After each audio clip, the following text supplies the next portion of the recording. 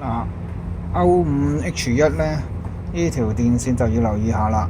就呢條咧就係打南磨輸出嘅線嚟嘅，就由呢度咁一路直去個打南磨。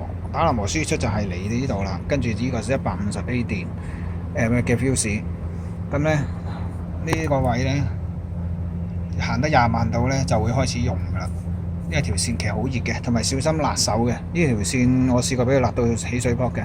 咁咧呢條線如果唔理佢咧，繼續溶咧，呢度我試過咁樣整個位溶晒，咁就要加粗線，就係咁樣加條粗線落去啦。咁啊沿翻住佢咁樣走，就唔好咧凌空咁樣飛條線過嚟，因為咧譬如你阻住維修啊，阻住拆電池啊，換電池咧，咁你就咁凌空咁樣飛一條線過去咧，咁就好麻煩啦。你做嘢咧就下下都要拆咗條線先至換到電池啦。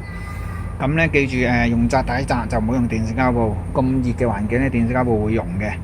咁跟住就係啦，提提你依條線咧係長火嚟嘅。咁做嗰陣時咧就要甩咗電池頭嘅底，甩咗電池頭嘅負極先至好做。做完就駁翻個負極。咁跟住試下佢夠唔夠粗啦。點試咧就係着車咁啊，用完1日之後收工嗰陣時咧摸下條線，暖手嘅就正常。如果係摸落係辣手嘅，咁即係唔夠粗啦，咁就要再加粗啦。